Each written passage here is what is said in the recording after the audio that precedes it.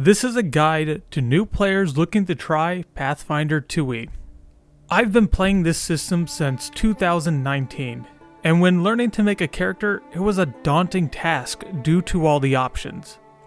We're talking, as of January of 2023, 22 classes, 158 backgrounds, and 155 dedications or multi-classes. Creating a character seems overwhelming at first, but this is my guide on how I make every single character within this system. First, find a digital character creation website that works well for you. I recommend Pathbuilder or Wanderer's Guide as they are both free and easy to use. The links to both of their websites will be in the description down below so you can jump right in and follow along if you'd like. I personally use Wanderer's Guide on my PC, but I use Pathbuilder on my mobile device. Just be sure to remember where your character sheet is located for playing and updating purposes. Second, know what your campaign's guidelines are, what level you are, do you have a free archetype, and what is the setting. I'm going to make a level 5 character, and I always play with the free archetype rule now as I cannot imagine a campaign without it ever since I started using it. Free multi-classing, when it's built to not be broken, is an amazing option for RP and flavor. I also turn on every single book except for those within open beta or playtesting.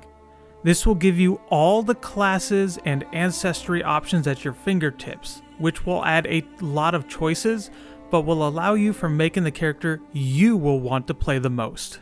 Third, what do you feel like playing? A caster or a martial? What kind of concept for your character is already in your head? At the time of writing this script, I've thought it over and I wanted to play a spellcaster who leans into support with some debilitating spells that also do damage. The action economy being hampered is my goal, but with level 5, the spellcasting caps out at 3rd level spells. As someone well versed in the magic traditions of Pathfinder2e, I'd likely lean into occult or divine spells for my ideal character to come into fruition. If you are new to Pathfinder2e entirely, there are 4 traditions of magic: Arcane, Primal, Occult, and Divine. Arcane and Primal focus on damage with some crowd control mixed in. Fireball is in both of those traditions, while Occult and Divine have crowd control spells with some damage and some healing mixed in. This doesn't fully encompass the traditions, but it's a helpful guide. The class selection option on Wanderer's Guide comes in at the 4th page, so we got a while before we truly have to settle. From here, we have 2 options for your next step: Ancestry class background or class Ancestry background. Sometimes the Ancestry fuels your class choice, sometimes it's the other way around. I'm going to have my class help me dictate my Ancestry on this build. Fourth, now we have to figure out our Ancestry. Pathfinder's races come with a myriad of positive stat increases and sometimes some negative ones. Stats are not rolled typically in this system, as while you build your character, the stats autofill to create something balanced for your level. But with Paizo's update on the core system recently, the negative stats are now optional, as a dwarf cleric would come with a -2 to charisma, which clerics use for one of their core abilities. Going further into my build, occult casters are either the wicked, horrid things from the swamp, cult leaders, or someone who can entice and coerce, so high charisma or intelligence. I'll lean into charisma for this character, as frightened is an amazing condition that comes from intimidation, and those kind of effects are what I want. I ended up picking the Kitsune Ancestry, as one of the feat options turns your intimidation into a visual trait, so I don't need to know the creature's language to make it scared. And I gain temporary hit points when something gets frightened, and for a spellcaster, every point counts. 5th, backgrounds. Backgrounds is where things take a massive shift from 5e and other tabletop RPGs. Do not look at the options first, as there are far too many and you will get overwhelmed easily. Think about how you want your character to be seen by other players and the NPCs, and find the background that best suits you. Before I looked at the list, and as I write this script, I am leaning into the kitsune I've created being a wanderer who will attempt to milk a town dry of its coin, as much as possible without stealing outright, using my spells to encourage them to spend more than they should on wares or drink and taking the extra for myself. A peddler of goods sounds pretty close to what I envision, so maybe my character sells illicit goods as well. Once you have your vision for your character, you look at the background options. This will greatly narrow down what you want to find.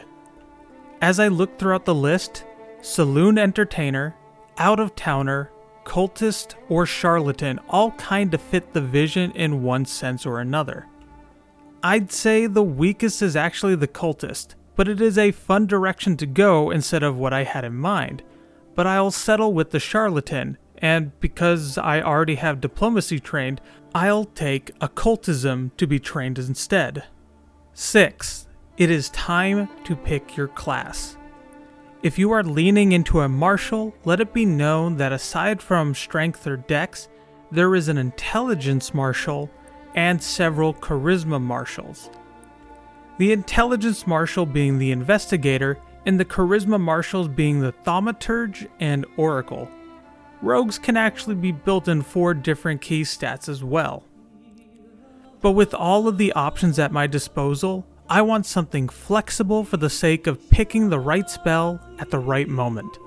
The oracle or sorcerer both fit what I am looking for on the surface, as they are spontaneous casters which use charisma as their key stat. But the bard is also an option. Though I don't want to relegate myself to playing songs as my main option for battles, as those buffs are potent for the party, but they aren't the flavor I seek for my character. When looking at the oracle more, they are divine casters solely, so sorcerer it is then, with a delve into the hag or shadow subclasses, which focus on occult casting list. Now comes the part that, for many, may take a while. Selecting all the class, skill, and archetype feats. Since I have a vision of my character already in my head, that will be my guide. Someone who deceives and intimidates to earn coin and escape from town or cities after they've made more than enough to suit their purposes. My ability boosts at the start and level 5 will focus on charisma, dexterity, constitution, and wisdom. Charisma for my spells and skills, dexterity for my AC and acrobatics, constitution for my health, and wisdom for my initiative, so that I can get the spells out that will help my allies before they have their turn. In Pathfinder, you can also hold your turn till after a friend or foe, so that your spells have the best chance to work in your group's favor. And because of this, I'll be taking the incredible initiative feat to get a free +2 on my rolls. Acrobatics or athletics, you need to really focus on at least one of these, as many checks will involve them. Since dex is imperative to my AC, acrobatics is an easy choice. Glossing over some of my choices for the sake of time, the feats and skills of note that I selected are: the terrifying resistance feat means that intimidating any caster becomes top priority to become stronger against them, as gaining a +1 circumstance bonus for 24 hours against that creature's spells will help with my survival rate. And the other choice I made, which is of high value, is my dedication choice, the folklorist dedication. For one action, the opportunity to spin a tale to increase an ally's attacks and saving throws is amazing. it means for 1 to 3 rounds I could focus on doing this with scaring the foes around me to barely even need to cast spells. Which honestly makes me want to lean into having a bow to fill the gap instead of casting spells for a round or two. Having a bow could also lead into deceiving my foes to think I'm a ranger should the DM spin their own tale properly. And with that, we have a finished level 5 character.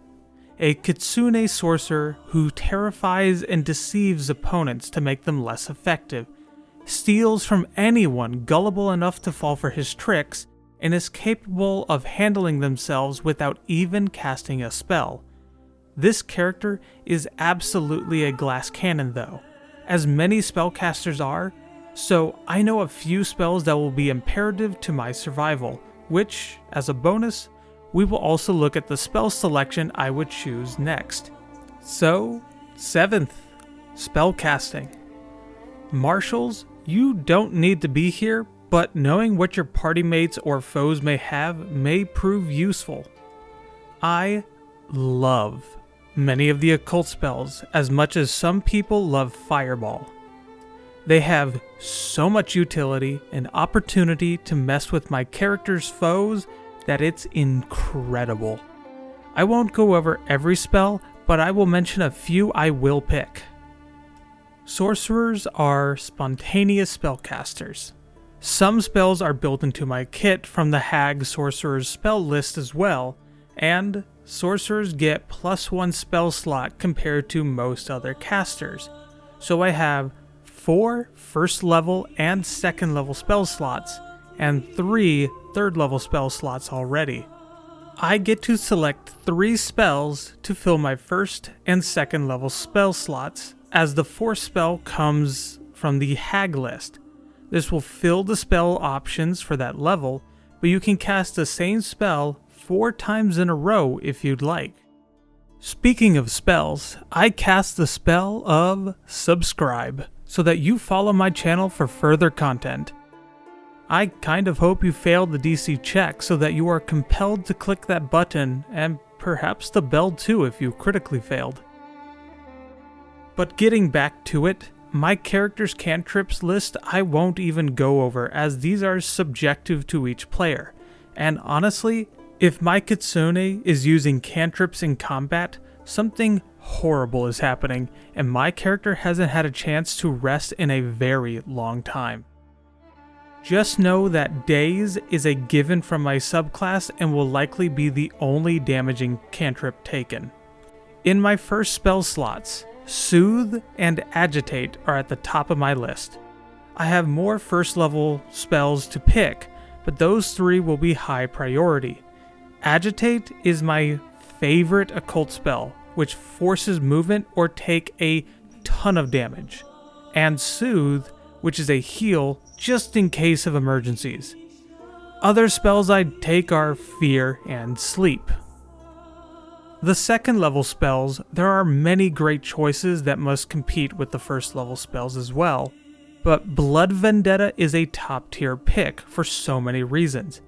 It's a reaction spell, and it can make the foe more susceptible to piercing and slashing attacks. Mirror Image is also an amazing pick, as it's more survivability for my very squishy caster. And the last given spell I take is Paranoia, which can make a creature attack any other creature beside it. If that works for even a single round, it's a huge boon to my party and ruins my foe's action economy. For the third level spells, there are Haste and Slow, which are both amazing, but there are other spells like Paralyze and Gravity Well, and Enthrall that are also viable options. But now, how many spells I get to pick sets me back a bit due to my sorcerer's spell repertoire. Your heightened spells will only heighten if you pick that spell as what you learn when you level up.